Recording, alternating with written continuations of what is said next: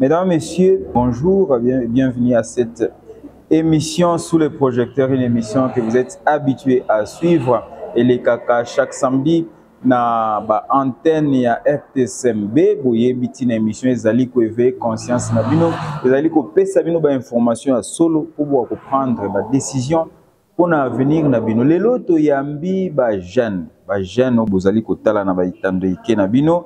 Ba jeune moko oyo balingi pe ba apporter un plus na développement ya province na biso ya Congo central et ya République démocratique Mobimba. Bazali regroupé na structure moko ba bengi Ligue des jeunes pour l'éveil du Congo central. Baza banani, basala kanini, balingi ba apporter nini pona édification ya nation na biso. To sona ba ona minute oyo. Président na bango oyo to yambi solennellement lelo Kombo nae Abakouk Dienze. Azaye mokote mekasi aza accompagné na Messe Jonathan Tukula, merci. Madame Beningaba Nastael Ngomana. Bangonde ba accompagné Trobeta Masolo Toyeba Ligue des jeunes pour l'éveil du Congo central. Ezali nini mission nango nini? Est-ce que bazali na ba penchant moko politique té surtout que na moment oyo boyebi ba politiciens beli bazoko se cacher derrière ba structure. Comme je le disais, nous recevons les membres de la Ligue des jeunes pour l'éveil du Congo central, Awa Bazali, représenté par le président national Nabango, Abakouk Dienze. C'est avec Abakouk Dienze et les autres membres du comité de Trobeta Masolo Yakoyeba Nini, Ligue des jeunes pour l'éveil du Congo central et Memele Bisso. Président Abakouk Dienze Mbote Nayo. Mbote Cordon. Madame, comment vous allez? Nous avons aussi Madame Staël Ngomana, c'est vous, Madame Beningaba, vous avez madame. Monsieur Jonathan, ça marche? Oui, Fiao Kilitat. Monsieur Abakouk, une fois de plus, merci à Kondima invitation à Bisso, na plateau ya sous les projecteurs. Les lobos créés structure, Ligue des jeunes pour l'éveil du Congo central, Combo est révélateur, Combo de Jésus pesa biso message, mais tu yeba Ligue des jeunes pour l'éveil du Congo central. Pour nani Combo. Merci beaucoup, monsieur le journaliste, pour la question posée. D'abord, Naza Abakouk Dienze, président national et fondateur de la Ligue des jeunes pour l'éveil du Congo central. Les associations Oyo, les organisations jeunesse Congo Nyonso. Donc, jeunesse Oyo, Aza censé que ça mu Congo, d'office, Aza membre ya l'UGKC. Association Bisso Eza apolitique. Pourquoi nous voulons que banjana na politique? Vous devez se reprocher quelque chose. Il camoté. Toza apolitique par rapport yaba ambition Oyo, toza na yango vie aussi notre statut. Alors, les candidatures ont créé l'UGKC, et banaki depuis quand on a été étudiant vers l'année 2016-2017. Ils ont créé une association Oyo, et on a valoriser culture et tradition Congo. Les gens ont idée, ils ont créé l'UGKC. Jonathan, où est-il? Tata journaliste, ou bana Kova, le président, l'UGKC est une association sans but lucratif. C'est vraiment apolitique. Quand il y a une mission politique, nous avons des citoyens à l'UGKC, donc on politicien. Mais l'UGKC, il y a ça, ya zimpangi za Congo central munafuga bontu tupakamede dala sote nsatu zotunazao musa nantadia kamprova za yetu za l'UGKC devant ya jeunesse ya Congo central. Donc yango nde bozo poursuivre politicien mongo teza nsima na bino. Bon, quand on est politicien, nous sommes là pour nous en tout cas, l'UGKC il la mener, l'UGKC il a diada, mon ngi da kwa na les financements benda mon fou da tuta kwenda en tout cas politicien na kina. Fiao ki di matoni. Président Toute association, toute structure a la motivation. Voilà. Vous partez d'un constat, il y a peut-être tel problème, tel pour créer association pour résoudre le problème. Mais motivation nini etinda kiyo na bandeko balandi on asima pour créer l'IGKC. Vous avez une motivation nini? Ba motivation eza moi ebele. Oyo tinaki ngai nako ko sangisa ba jeune ebele pour créer l'IGKC. Premièrement, dans ça qui constant, dans ça qui étudiant, constant aux réel. Si j'ai constaté, la majorité des jeunes qui ont biso, ont valoriser la langue du Congo et puis culture Congo. La majorité des jeunes ont un peu ignorer l'existence de la culture Congo. Mais par rapport à cela, tout ce qui a créé l'IGKC, on a commettre un peu que la jeunesse, on a causé ça, culture nabiso et kende liboso. Et à part ça, biso ba jeune quand ils ont bana mikina kala, ils ont mingi ko s'approcher envers ba ko na biso bambuta. Mais pour l'instant, ce n'est plus le cas. Ce sera possible au moins à jeune à bana sur côtoyer bambuta. Donc bambuta nous commençons sous casquette, il y a la sorcellerie. Or, ce n'est pas le cas.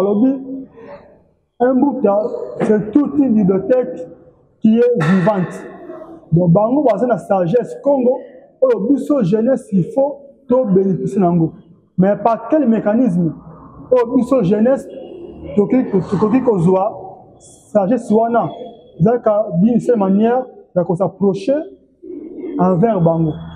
De voilà motivation au étudiant qui biso donc ça là l'IGKC on a permettre chaque jeune de partout où yazali à koyeba culture Congo et puis tradition Congo c'est quoi royaume ainsi kanini qui Congo et bandeli et bandeli na royaume Congo qui fit le roi à cette époque et bien les jeunes bali on s'est s'intéresser à koyeba qui coule na biso si kami to uteli si kami toza parce que tozo kokende mais voilà même importance ya l'IGKC les apona ko pesa éveil na kati ya Congo central les apona ko lamusa conscience ya chaque mukongo bisika nyos azali azwa conscience ya ko zongela kinkulu ya koyeba ko valoriser kinkulu ya Congo. Il y a une motivation au sein de l'IGKC. Nous avons rappelé bandeko ba ezolanda biso bazubiso na nzela et to yambi ba membre il y a association Ligue des jeunes pour l'éveil du Congo central oyo baza représenté à wana président na bango Abakou Dienze Bolandi clair Bolandi ango c'est clair le président bien expliqué motivation problématique et de la à partir il y a le fait que jeunesse a occupé sous culture Congo, tradition Congo et pas occupé en de société. La langue qui est le véhicule d'une culture, ils ont moins parlé. Mais bisa soito olobaki Congo na lingala, c'est pour que message na no le kamakasi et pour que vous protestez que non batango bazo lutter pour la valorisation de la langue Congo, mais bazolo balingala. Vous avez vu Jonathan est en train de s'exprimer en Kikongo pour dire que bandeko nyonso bafandi awa bazana maîtrise ya munokoana, mais c'est pour les besoins de la communication. Et on a tous utilisé français, lingala, pe kikongo. Ndeko Abakouk bozana mission moko munene, puisque ce que vous voulez faire là, vous revendiquez une lutte, bozo revendiquer lutte ya ko valoriser culture. Ça signifie qu'il faut boyeba culture wana nana. Culture Congo binomo il faut boyeba ngo, langue kikongo il faut boyeba yango. Mais ça va arriver comment? Lelo mboka eza tellement saturé na ba culture extérieure, ba culture occidentale. Nous avons vécu, nous avons grandi peut-être bande comme ce souba mona yangote. Nous on avait peur du sacré, on avait le respect à Bamikolo, on avait le respect des morts Nyoswana et Bungi. On avait le respect de nos cimetières, Nyoswana et Bungi. Pourquoi influence moko extérieure, influence la culture occidentale et quoi envahir biso makasi. Donc c'est une grande lutte oyo bozo mener. Beaucoup atteindre l'objectif na bino ndengeni. Peut-être qu'il y a aussi d'autres objectifs pour citer les biso. L'objectif est à ébélé. Mais oyo tokoyeba et puis batunoso bazi libaku ya kolanda biso être l'UGKC devise nango ezali défendre et promouvoir la culture Congo et sa jeunesse. Yango ne ezali objectif principal de l'UGKC. Mais c'est par là que je vais un peu décortiquer sur le plan jeunesse. L'objectif est ébélé, aujourd'hui on peut atteindre Calamite. D'abord, nous avons en partenariat avec l'ONG ébélé. Déjà, on a fait ce mot de faire le président Patrick Ngoyi à partir de Boma. Il y a ONG qui a une formation, il y a un plombier, et puis on former les baba. Basurmiwe. Nous avons fait ça. Jeunesse a une grande part de la responsabilité sur ce qui concerne l'émergence du Congo central. Nous avons pour ça, jeunes, si nous sommes là, à se sentir responsable, à se sentir capable de faire, il y a que Lukambongo, il y a que Sala Nisala. Il y a l'UGKC, nous avons Moko Yaba Association Oyo. Ils ont valorisé la jeunesse nabiso na makambo ebele. D'abord, Calamite Tawa, les jeunes ebele bazo so misala à travers First Bank. Oui. Mais président Baku, oui. First Bank ezawa. Bazo misala. Bazo misala parce que donc avec la facilité à l'IGKC. Oui. Donc, partenariat est vraiment entre l'UGKC et First Bank à travers leurs produits au Bengi, First Money. Donc, biso l'UGKC, les jeunes sont déjà prêts pour nous faire la misalawana, les gens marketeurs, il y a First Money. Donc, tu vois déjà que pour ceux qui ont déjà moi parti qui a chômage. La partie qui a chômage, président Bakou. Sur la président, il faut vous mener tous les occasions que vous avez, il faut tout sur la bien. Il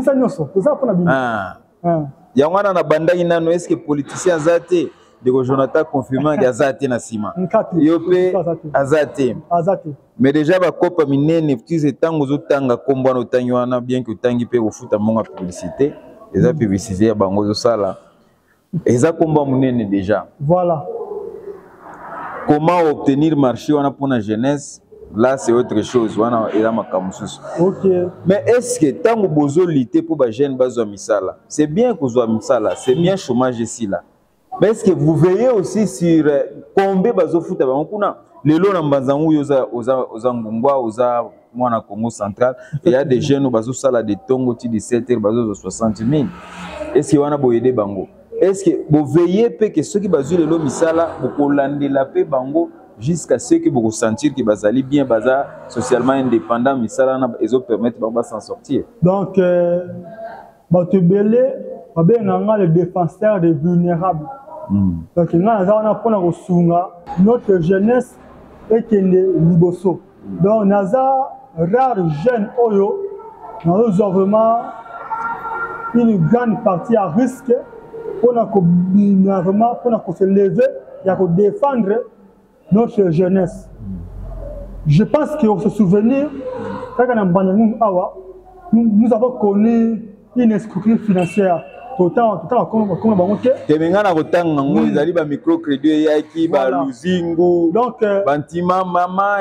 voilà, donc nous étions vraiment escroqués.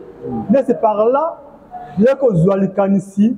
Il y a officiellement banque qui est en partenariat pour la population de Congo central pour combattre la Botswana Bango. Tant que la banque est allée l'UGKC. Donc j'ai vraiment écrit au nom pour le compte de l'UGKC. Et puis banque qui paie Bandimaki, donc pour l'instant Donc jeune nyonso oyo aza na niveau ya Kimpese Lukala Mbanjangu Kisantu baza vraiment kosepela parce que misala eza déjà à leur portée. Ce qui te dit sous l'aspect de défendre culture Congo. N'est-ce pas là ce que biso ba jeune ya l'UGKC tozo ko bunda avec notre dernière énergie dans le sungi ya Tata Nzambe et puis nos ancêtres on a pour défendre culture na biso. On a pour valoriser notre langue du Congo, la meilleure langue du monde. C'est l'occasion pour moi aussi de dire merci à tous qui se battent pour la valorisation de cette culture. Je vois mon grand frère Willingoma, je vois l'abbé Ali Amboula, vous appelez contact naï puisqu'il y a Bewana à co-créer centre moko ya langue Kikongo na Kulingongo na Songolo Pena Boma. Il est en train de travailler sur ces projets-là. Et c'est l'occasion, si la langue peut informer la population qui dans la langue hébraïque, langue israélienne, sur 22 lettres, langue 17 lettres et où na Kikongo. Voilà. Et na 17 lettres, on a soyeboké na Lovo, na ba grotte à Lovo, beaucoup à 17 lettres. Et il y a maintenant une lutte. L'Israël est en train de vouloir déclarer, pour confirmer que le Kikongo est où dans la langue hébraïque. Mais les chercheurs congolais, non, langue hébraïque n'est pas na Kikongo. C'est une lutte, donc c'est une occasion aussi de soutenir l'IGKC où il y a Koti Nagati Bitumba pour lobby. Ce qui est lobby qui Kikongo est na langue hébraïque, vous comprenez déjà que tu mis sous bâton, tu mis sous domination na bango. Il y a des actions que vous allez mener. Actions Zébélé, de Jonathan, actions Zébélé. Il y a Bitumba na besoin mener d'abord pour défendre la culture Congo et puis pour valoriser le Congo. L'action est beaucoup sala pour les lobes jeunes bâtis binoka. Puisque ça blague, jeune à l'élo et qui Congo, à l'oba qui Congo, bamona qui Congo n'est pas sur qui Congo comme villageois. Pourtant, mutuna mutaza na langue naï. Ba chinois ba loba langue na bango. Beaucoup sala ndeni. On passe pour une lutter, mamata du l'UGKC, les valorisations du Congo. Mais il faut en partenariat avec une société qui est Mamaki, Malongi Maki Congo. En tout cas, pour moi, en partenariat avec les associations. Donc, quand il y a un parti politique, Mamaki, c'est un parti politique. Donc, dans le cadre des associations, il y a une ONG sans but lucratif. C'est toi qui as d'addition à la communiquer. Je suis ça qui doit yamila kibeli, comme français ko, comme lingala ko, comme kiwalon ko, kitikandinga même kikongo qui n'a pas de villa. Donc nous ça qui doit beaucoup la bagène là qu'il y a province ya Congo central. Surtout il y a territoire ya Mbanzano bila que où vous montrez que devant qui moi onga inga mais tout ça là bête je dois ça valoriser linga qui comme depuis quand je sois kala conscient nous ça sensibiliser qui belle qui doit foutu qui la coutume je que les abats Congo ça nous tout pas Congo pour bien connecter nos réseaux sociaux nous c'est balanda des conférences ça ça mon cadre de valoriser la culture, vos coutumes pour que les gens qui vous perdre sa valeur, ça qui compte sur le c'est pas tout le monde. Où nous avons parmi les cartes de Zambanzami, qui doivent voir qui compte, qui voient qui compte. En tout cas, ce cas-là, il y a des cultures, il y a des cultures. Bagène, pas besoin de voir qui compte. Bagène, katuzole sangare bamuta kato mwene mutama bamuta bakelenge système ya Kyoto donc batia je palabre tia mbombi zimuta za bantu kiambila bena et ça c'est transmettre le message que nous que vous devez le sala et kuma kaufake atuka kotel bamuta zindoki bena ko bamuta sibatuvana et à partir de cela déjà Vilake les coutumes Congo si tu perds de valeurs à vie Donc, on se fait tout dans l'UGKC, un membre très déterminé, il y a l'UGKC, tout à nous en Amérique, tu as foutu la kibeni, valeur et vos ninga ya Kikongo, s'il s'agit, il y a Tangi Saya, même école, il y a qu'à la première part. Voilà le gouvernement congolais l'année passée, qui enseignement à quoi Kikongo. Est-ce que nous avons bien maman à nous Kamena. Mais l'UGKC c'était la pas qu'à les devant. Même autorité provinciale, il y a Congo central, autorité nationale, il y a Congo, Babaka en compte, il y a Mambo Kikongo, parce que c'est la paix. Vous n'avez pas de fouillis qui Congo qui a été utilisé. Kikongo qui a été utilisé. Ndinga za bili botu tele ni mosi. Si tout qui de Kikongo c'est la faut que départ ya ba en tout cas Kikongo pur. Mais faut pas mettre mosi ka tele d'avoir Kikongo pour ta pour. Moi ne bon il a idéologie à l'UGKC en partenariat et Mamaki société ina malongi Makikongo be de ce que tellement be de ce que toute la conscience et pour une grande sensibilisation parce que faut que la valeurs et vos Kikongo. En tout cas, merci beaucoup. Je pense que Président Bakou, vous avez quelque chose à compléter na Oyo Ndeko Jonathan Lobby. Effectivement, vous avez combiné aussi avec même les Kikongo à l'État. Pas bien beaucoup.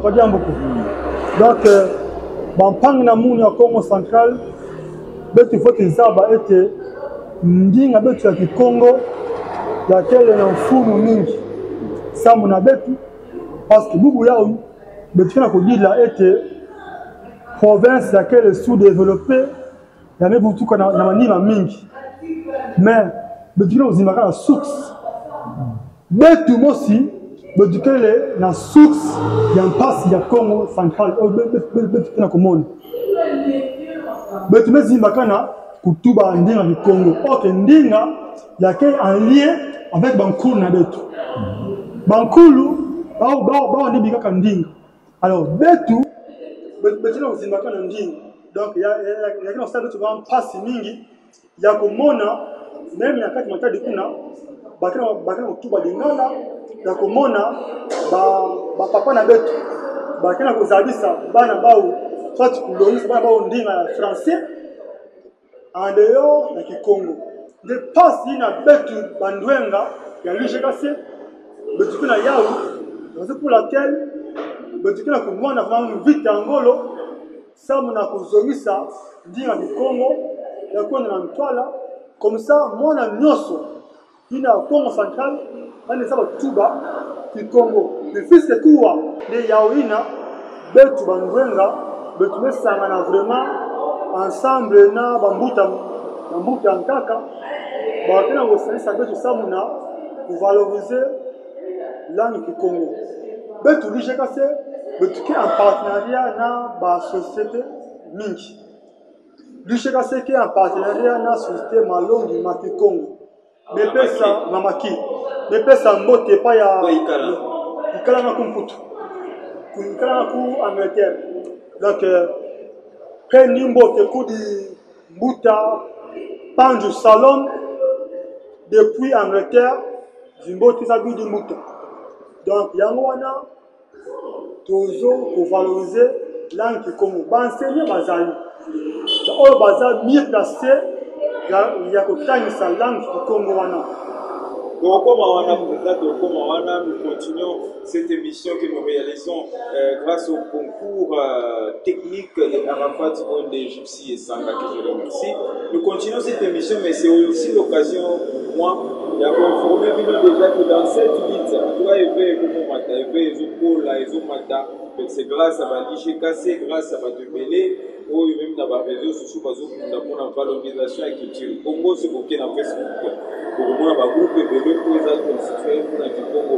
À partir des premiers mois au 1er septembre, l'Église catholique diocèse de Matadi par le canal de Monseigneur Girofini, Monseigneur évêque et diocèse de Matadi, a une décision.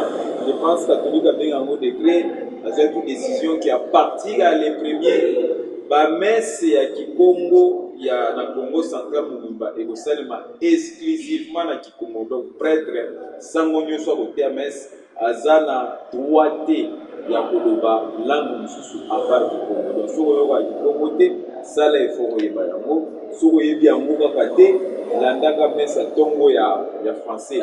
Mais na mesa Kikongo ko tika ko susu ni phrase ya français ni phrase ya Lingala. C'est la décision qui a été prise par Monseigneur Jérôme Pili, évêque du diocèse de Matadi. Vous pouvez s'informer beaucoup dans YouTube, beaucoup dans Internet, beaucoup de chercheurs et des scientifiques et des la conférence, kaka pour la lutte de la valorisation. Puisque tout le monde a compris que quand vous perdez votre langue, vous perdez votre culture, puisque la langue est le véhicule de la culture. Alors, nous allons poursuivre. En tout cas, Président Abakou Klimbisanga répondait à la question en athée. Quelles sont les actions Oyo, l'IGKC a entreprendre pour atteindre l'objectif entre autres Batoubaza à la Fiera Kolbaki Congo, entre autres, nous avons Pondu avec Mafuta, Maman Staël, et Zalagaka, pour motiver Will na Pondu. Nous avons Bandunda avec Moussaka, hein? Marambouane Zonga. Voilà. Quelles sont les actions que vous allez entreprendre pour atteindre l'objectif Nabinoa? Lelo ko même mutu po alia linyoko na ye linyoko atumbi azoka sonia kolia linyoko azoka sonia kolia kikedi. Mais moi je vous dis que place à lipa ngana préférant na melatina kikedi. Quelles sont ces actions? Actions exactement ébélées. D'ailleurs, l'UGKC c'est une situation bien structurée, bien organisée. Donc on sait la camion en complicité avec quelques notables de Congo et quelques bamboutes au sages. Vous avez un bango puisque la jeunesse a fossé entre eux. Non, nous sommes vraiment en bonne relation avec plusieurs notables, avec plusieurs bankoulos. Nous sommes vraiment en bonne relation. L'action est à l'ébélé. D'abord, autre était enseignement langue Congo est gratuit. Donc, tu as attaque différente dans chaque apprenant. Mais vous avez un trop. Ça signifie que vous créez un centre pour enseignement langue Congo. Le centre est allé. D'abord, enseignement en deux volets. Voilà. Donc, premier volet, ce sera en vidéoconférence. C'est-à-dire, nous avons un téléphone Android. Il suffit de faire un lien d'invitation. À côté d'un lien, on a un lien d'enseignement gratuit. Si on a un méga giga d'enseignement. On a un téléphone Android. Nous sommes bâtis en telle sorte que tout le monde peut résoudre des problèmes. Par centre de formation, ils ont déjà. Et puis, nous suspectons les autres toujours. Ils ont déjà? Oui. Ah! Dans le niveau. Ils ont comme les politiciens, ils ont déjà les awards. Oui, l'IGKC. Les awards. Ma camouflage, c'est déjà dans le bon. Dans le niveau. Je comprends tellement, vous comprenez comment le président répond comme un bon politicien qu'il est. Donc, le centre de formation. Le centre de formation, ils ont déjà, malgré qu'il y a nous. Tout ça, les lettres. On a informé parce que il faut d'abord saisir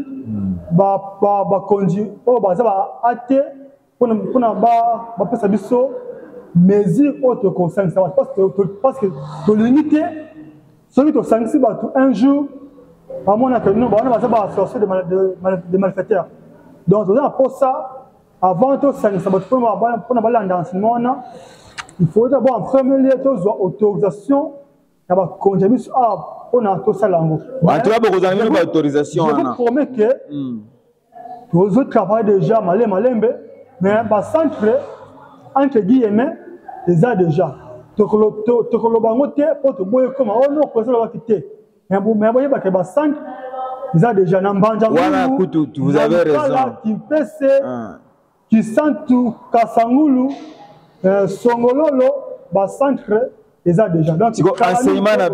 Enseignement Nabino, c'est aussi l'occasion, c'est vraiment une brèche le président Bakouka Fongoli et ça peut interpellation à l'État. L'État, c'est l'État qui devait s'occuper de la valorisation de la langue nationale. Non seulement qui Congo pour Papa Chiluba, Lingala, ainsi de suite, puisque Lingala peut le Lingala soloté.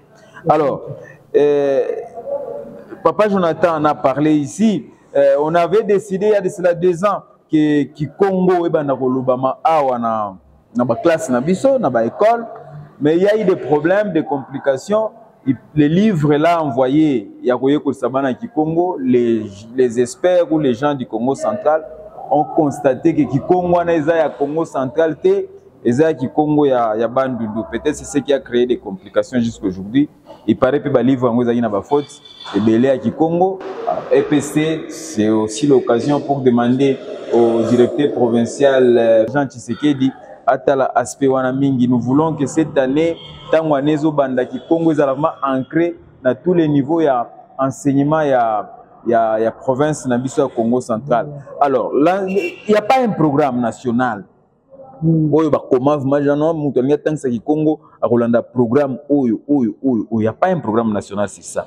Cet enseignement aussi il y a probablement EPC Giraka ezalaka enseignement moko formel, officiel, beaucoup de national de classe, vous faites na baban, ba komi na tableau. Si quoi l'IGKC a organisé apprentissage, enseignement à Congo, ndenge nini. Vous structurez makambango ndenge nini ko tambula ndenge puisque bato belé bazolanda yo président, bazo sepela déjà na ba initiative na bino, puisqu'il y a des gens qui cherchent à prendre le Congo mais ils ne savent pas à qui s'adresser. Moi bi batanga Congo na ba balabala boezate puisque à cause ça fait 3 ans et baramoté. Comment vous allez organiser la séance et enseignement pour seulement nini? Quel est votre programme? Et je vous apprends déjà que vous va mouper après ça qui comme moi na ndenge na ye. Pour le programme vous va oui on a programme na bino moko concevoir avec vos experts. Non, biso on a programme il y a biso moko autre zoko sala. Ah bozo sala programme. Oui, biso moko. Et là vous ba que ba no so bazui ba ko na biso. Je vois que le Congo, les langues sont très complexes. Le Congo, c'est un français. Ils appellent des règles grammaticales. Le Congo, ils ont des exceptions, tout comme les principes. Le Congo, ils ont des lettres, ils ont des sonorités. Voilà. Depuis le Congo parlait et le Congo écrit, ils ont un peu différent. Au Congo, on va bien, mais Nago Soni Kaboye, un membre en donc, moins d'erreurs orthographiques comme ça, c'est mon souci.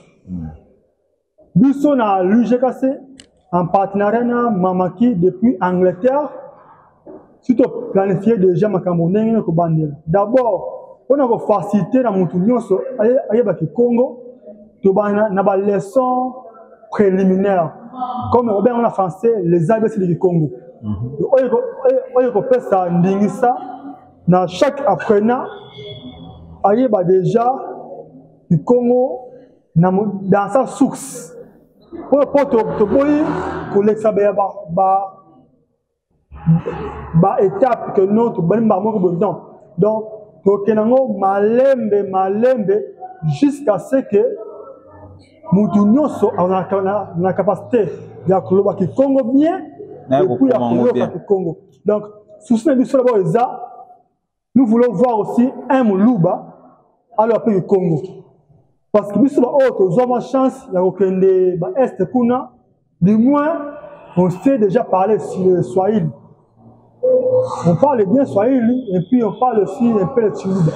Pourquoi pas aussi, il y a comme un peu que non, un mot Swahili, vivant comme on s'entraîne, mais à le Congo.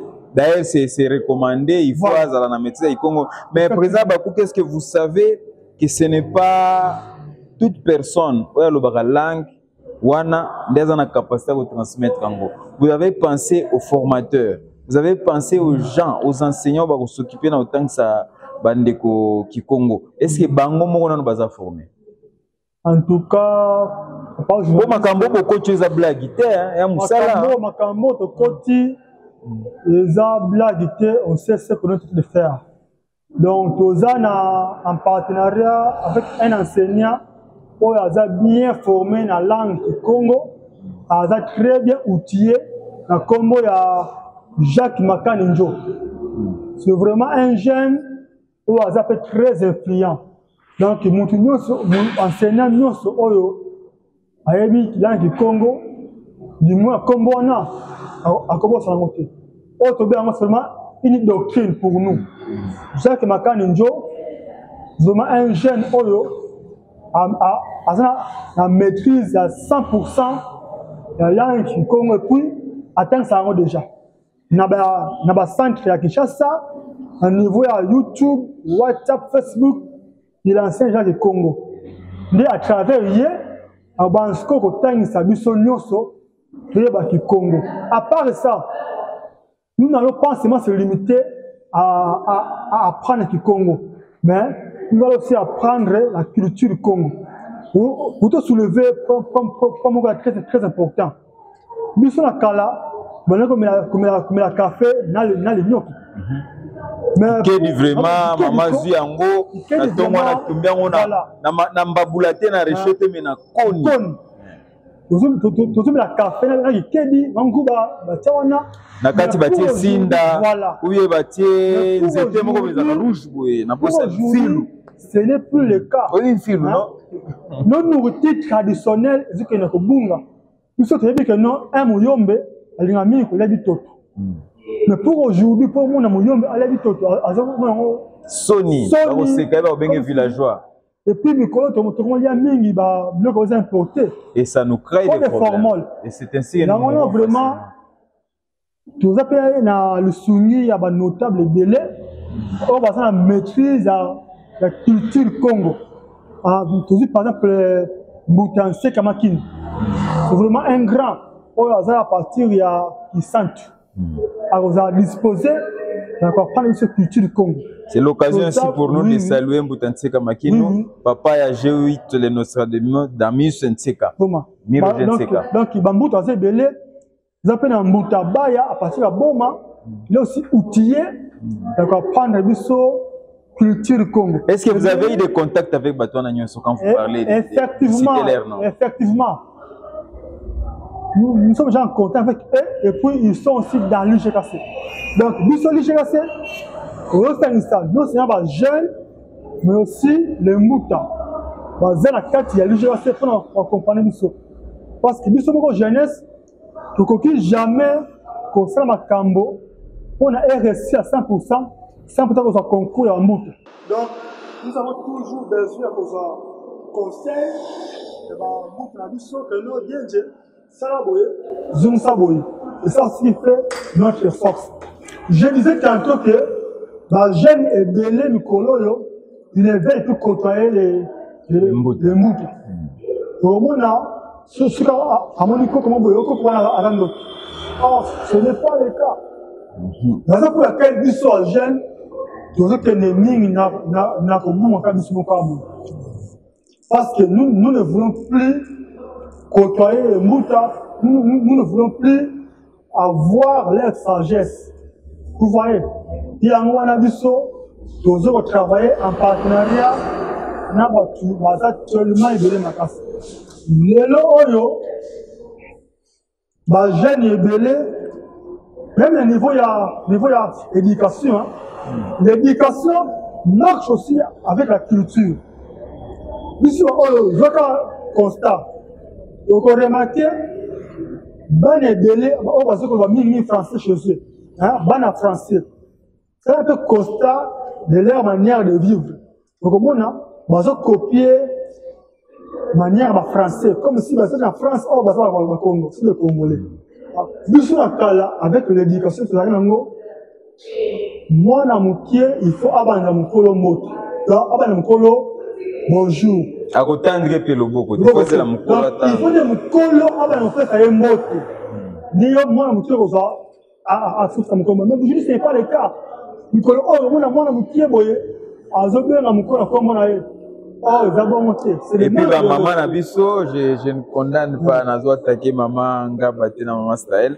La maman Nabiso va pesa soit pesa mbote fois gumba genou moko. Voilà. Soit il y a les cas, kaskati ya batatangi les putana. Tout ça, ça n'existe pas maman. Qu'est-ce qui se passe? Qu'est-ce qui se passe? Alors je m'en vais chez Jonathan. Papa Jonathan, vous avez la maîtrise du Congo. Est-ce que vous allez parvenir à réussir mission ya ko ekotsa ki Congo na mitu ya batu banda ko lobaki ko c'est tout à fait normal eza langue na biso mutu mo waza mukongo aza mulubate aza muswahili te si aujourd'hui mutu aza na makila ba Congo na nzoto na azo ko lobaki Congo te c'est très décevant. Est-ce que vous serez capable ko mona degré oyo culture Congo ekufi na mitu ya batu?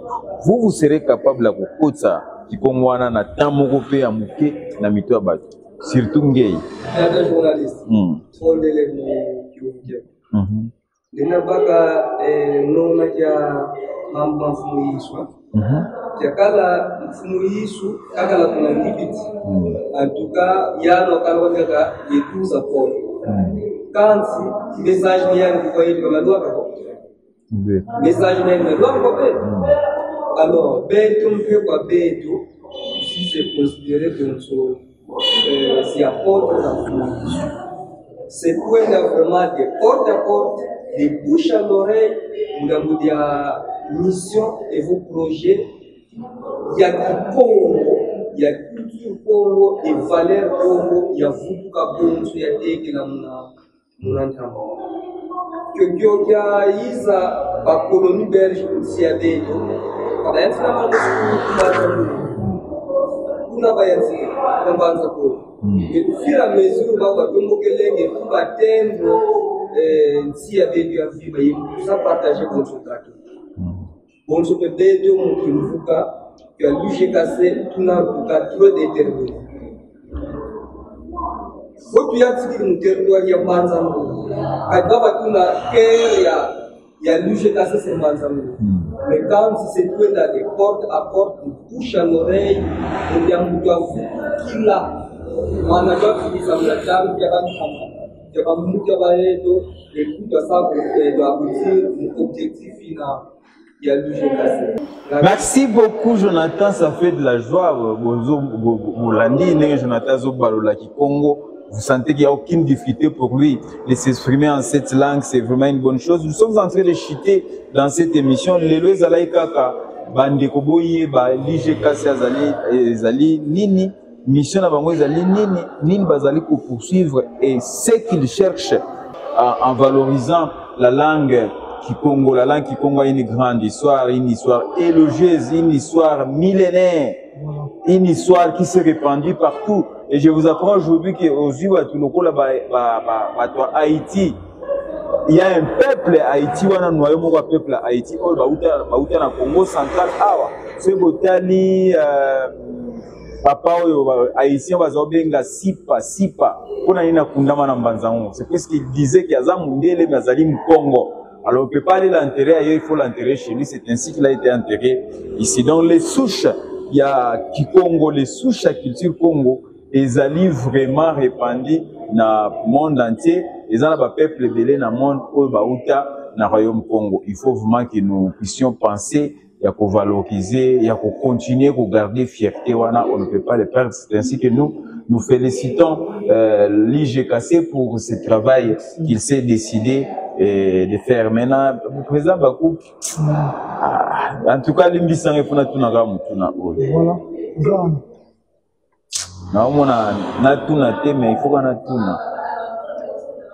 Jeune lelo eza passé à ça la likambo so boule mbongo te. Jeune lelo eza passé ça les kambo soki atali na nous combien kozwa te na kobenda combien na makambo. Est-ce que oh lige kasi za cop moko boité ya ndenge bofandi ya bobenda la ngba là, ils a vraiment pour aider Congo central à valoriser culture na. Puisque période où tous les jeunes, la fondation, l'association, pour la élection 2000, en décembre 2023.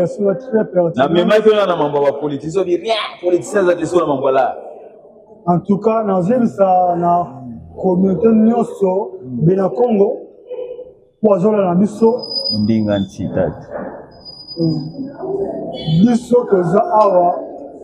nous ne voyons pas d'abord l'argent. Auprès, dans les poches des gens. Donc, biso toza awa. Autant aux autres, déjà, maman qui est en Angleterre, n'a parlé de Bouleleo déjà. Ah, 4. Notre souci primordial, c'est d'abord de valoriser la langue du Congo. Et puis, il y a qu'on fait en sorte que nous soyons à Benjamin Congo, ailleurs à Congo, et puis à la maîtrise de la culture et tradition Congo. Parce que si ça indépendait que de l'argent, mais les gens ils me laissent en bandou outé, mais comment j'ai musique? Bah tu vas voir le référent docteur Martin Dongala, il très bien parce que bah nous on a un comité de sages. Le pas tant à Combo, ici autant qui Combo, candidat député. Papa vous Bazawana, Bambuta, c'est comment qui nous Bazawana. Mais Combo Tenwana, mais donc papa Azam Congo, oui ou non? Azam Congo, mais Azam candidat. Bouta, c'est comment qui Azam Congo, oui ou non? Mais Azam candidat. Nous n'avons, ce n'est rien à voir avec nous. Il est là dans la casquette sociale, il veut valoriser sa culture. Là, vraiment, c'est cette ambition personnelle. Qui n'a rien à voir avec l'UGKC. Mais en tant que Mkongo, il vient prêter main forte à cette initiative. Mon père aussi, Azam membre du comité des sages.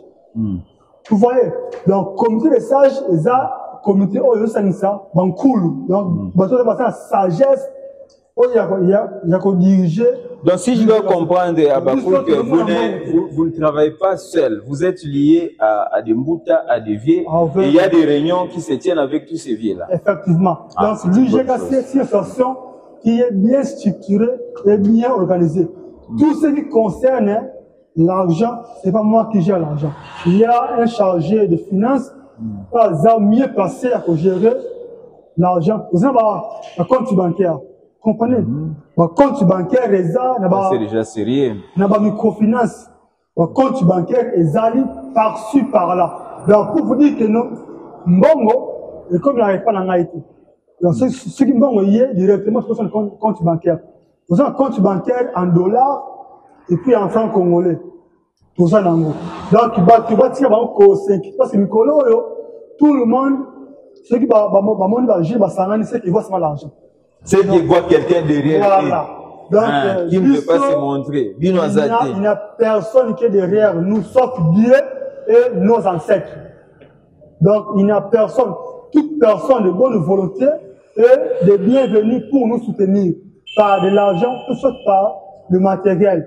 Donc, pour dire que non, il y a pas une personne X qui est derrière l'UGKC, en tout cas, parce que nous sommes une association à but, nous sommes une association sans but lucratif. Donc, ce n'est pas d'abord le lucre qui est notre objet principal, mais c'est d'abord les objectifs que nous sommes assignés, c'est ce qui est notre champ de bataille. Merci, Président Bakouk. Vraiment, vous avez compris. Et c'est aussi une leçon pour nous, les jeunes, pour tous les jeunes qui nous suivent. Beaucoup. Jeunes, il y a des initiatives propres, des initiatives louables, comme l'IGKC, qui peuvent être aussi menées pour se développer. Le développement du pays ne concerne pas seulement les vieux, mais ça concerne aussi les jeunes. Et les jeunes vont développer les pays à partir des idées qu'ils vont matérialiser et mettre en musique pour apporter une pierre dans l'édifice de Tonga. C'est ce que l'IGKC est en train de faire. Pour ceux qui viennent de se joindre à nous, je le répète, nous recevons les membres du comité directeur de l'IGKC, Ligue des jeunes pour l'éveil au niveau central. Ici, ils sont représentés par Abakouk Dienze, qui est leur président, et c'est vraiment le défenseur de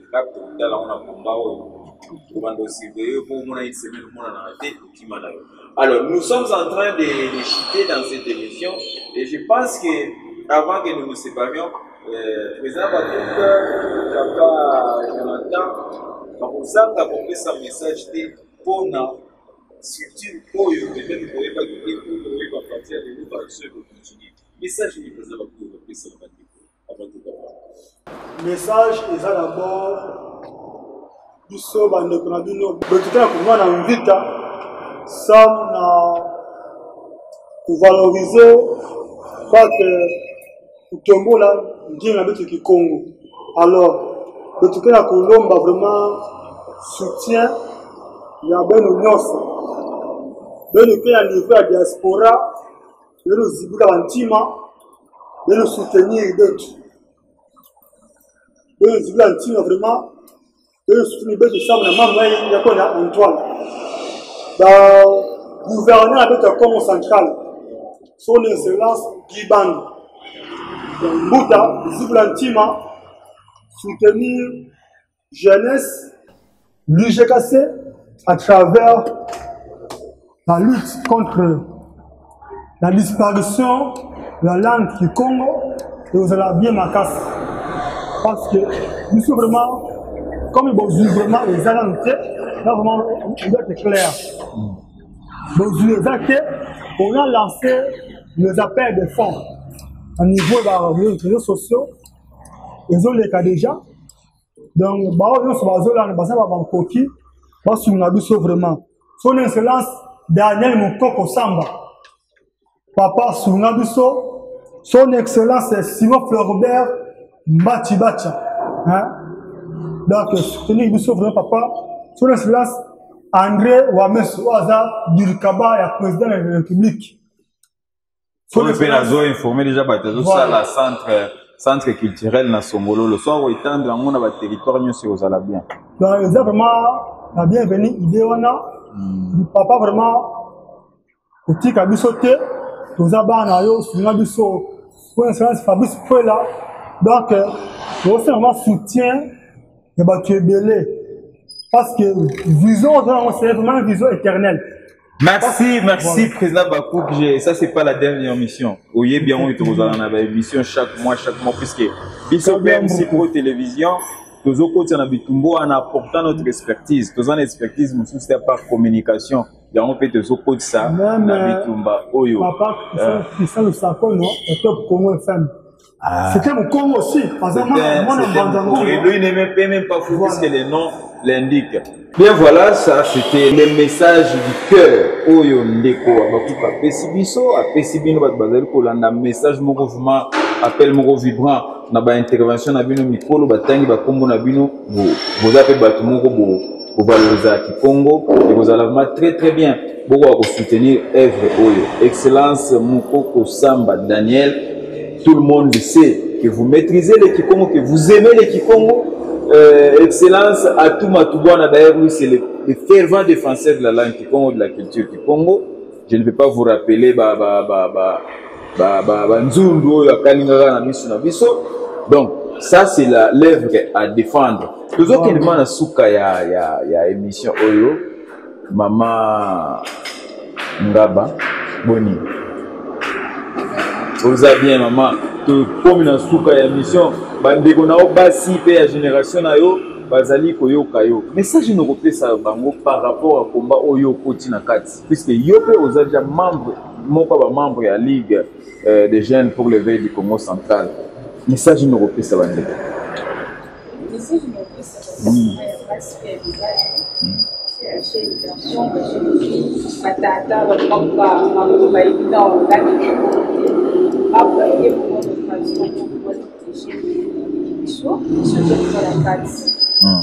donc vous bandez déjà payé pour la Congo. Donc pour l'occasion et